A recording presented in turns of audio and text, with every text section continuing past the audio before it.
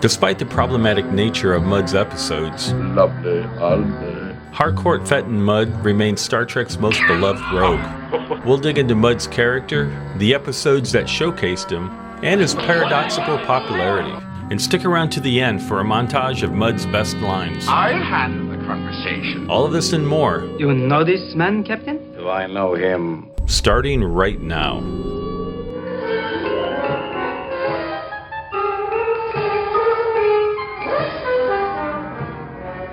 So who is Harry Mudd anyway? The other characters describe him a lot better than I could. Thief. Oh, come now. Swindler and con man. Entrepreneur. Liar and rogue. That unprincipled, evil-minded, lecherous kulak, Harry Mudd? That jackass. Harry Mudd, you swindling! That's one jackass we can see skin.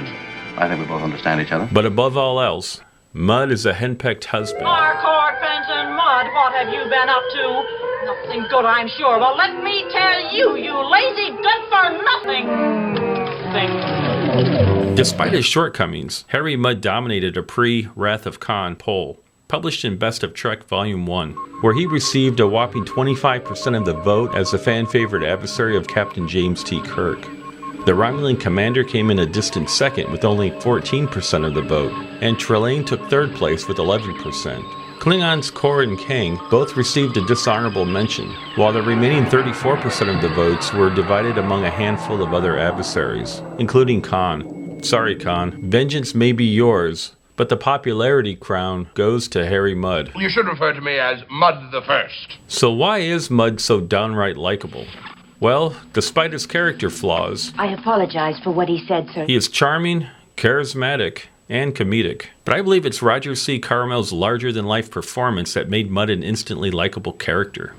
Well, Mudd's recurring role is one indicator of his appeal. did I leave you with that impression? Mudd proved to be so popular that later in the second season, Star Trek introduced another scoundrel you couldn't help but like. Oh, excuse me. Cyrano Jones, who, like Mudd, was more mischievous than malevolent. Well, of course, what did you say? Mudd wasn't out to conquer or destroy. He was just trying to make a dishonest buck, How much? 300 credits. 300? and often failing in spectacular fashion. I surrender myself. But honestly, how harmful was he anyway?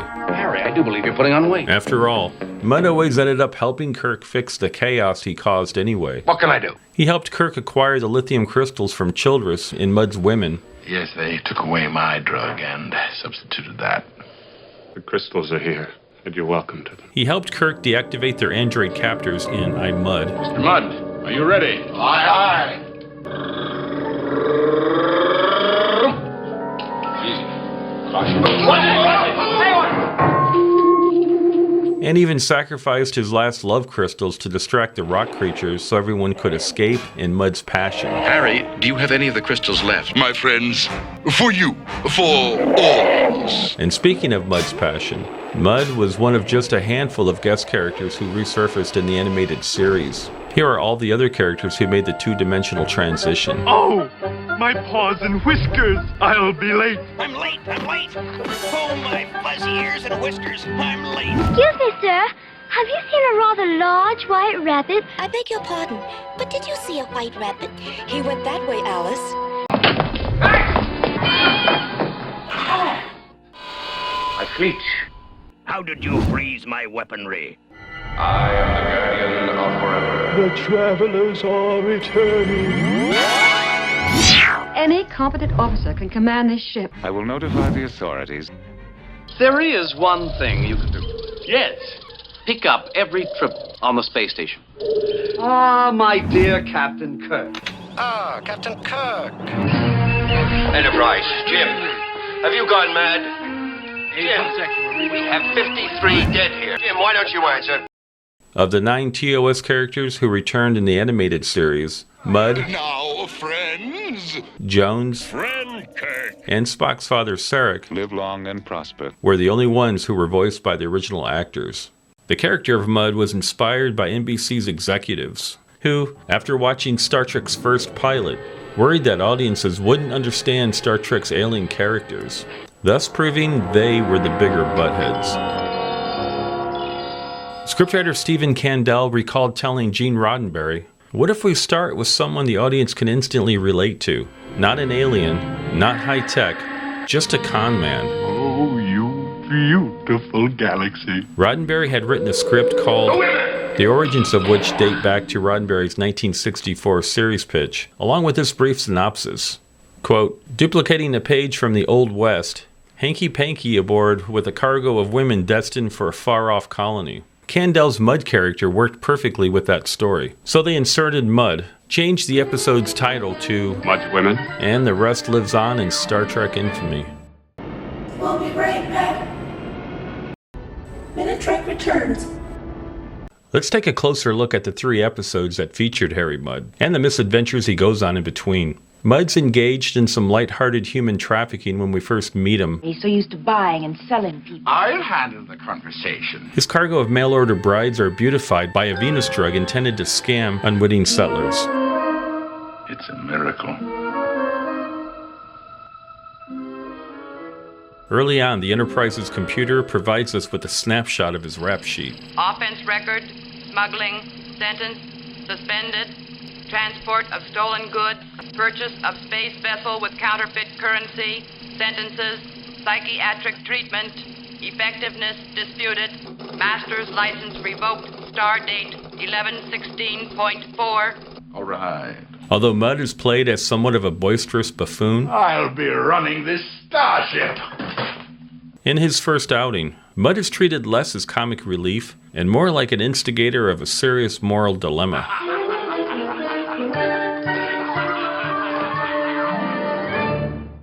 After these messages, we'll be right back.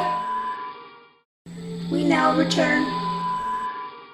While viewers may rightfully critique the episode's sexist premise, many are able to separate Mudd as a character from the episode's more offensive elements, which are often attributed to the writing standards of the time. And it should be noted that, along with Spock, Mudd is the only male character that seems unaffected by the Venus drug.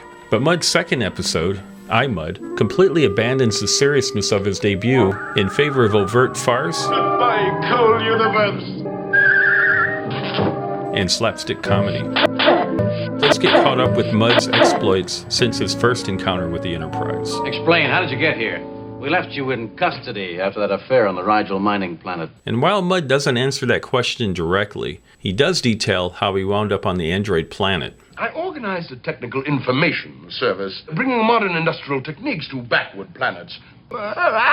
Actually, I sold the Danubians all the rights to a Vulcan fuel synthesizer. They arrested me. Oh, I find that shocking. Well, of course, I left. He broke jail. I borrowed transportation. He stole a spaceship. The patrol reacted in a hostile manner. They fired at him. They damaged the bloody spaceship. Mudd's women have undergone a bizarre transformation between the 2 episodes. Mudd has had to trade in his flesh and blood companions for obedient androids, setting up the episode's final punchline, where Kirk plays the ultimate cosmic joke on Mudd. The 3 idealized, would-be brides who once traveled with Mudd are replaced by 3 nagging, nightmare copies of his wife, Stella. The sirens are now shrews, and Mudd is trapped by the very illusions he once tried to control. In the animated episode, Mudd's Passion, Kirk has tracked Mudd to a mining planet called Motherlode. Do you think Harry Mudd is down there, Spock? The probability of his presence on Motherlode is 81% plus or minus 0.53. Why can't you just say, Mudd's probably there? I just did, Doctor. We get another update on Mudd's recent activities. I thought we left you on the robot planet, Harry, permanently. I borrowed a vehicle, Stole a spaceship. and left to find haven on Illyra 6. To whom you sold the Starfleet Space Academy. Sold for enough credits to get to Sirius 9. Where I discovered a miracle love potion. Which you sold to 1,000 inhabitants who immediately became ill from using it. So I left in haste. And came here to swindle honest miners.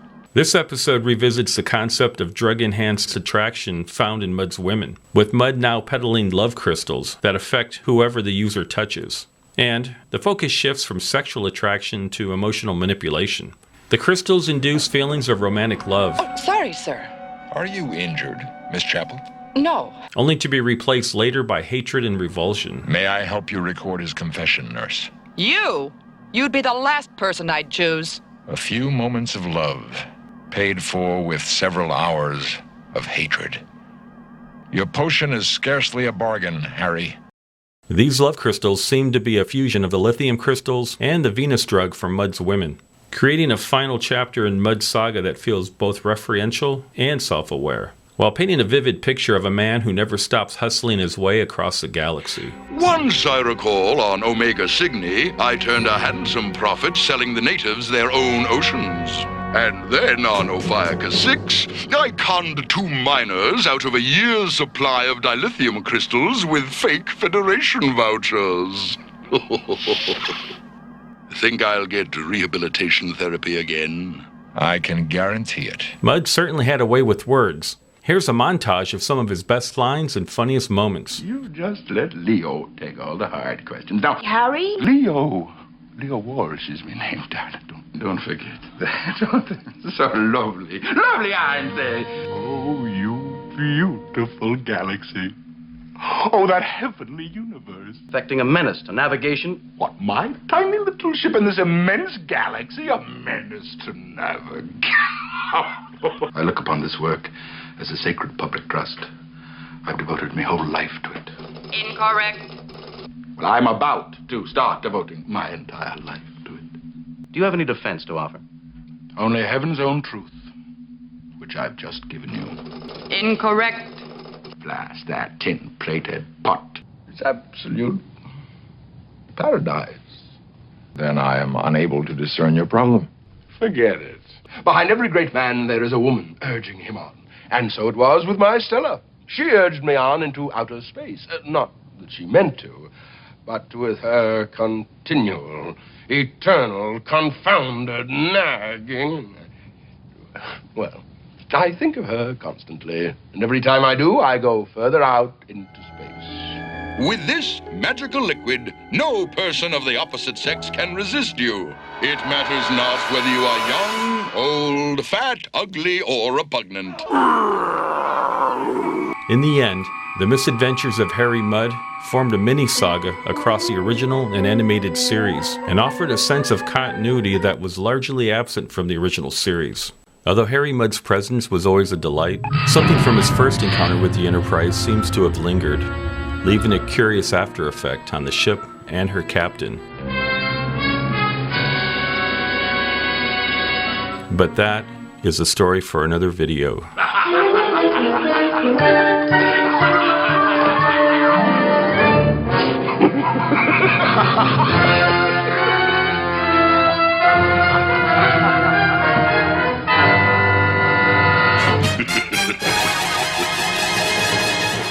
I'd like to give a special shout out to RJ for requesting this video, and you too can request a video on your favorite Star Trek topic by joining us as a captain on Patreon, link in the description below. Thanks for watching, and until next time, live long and prosper.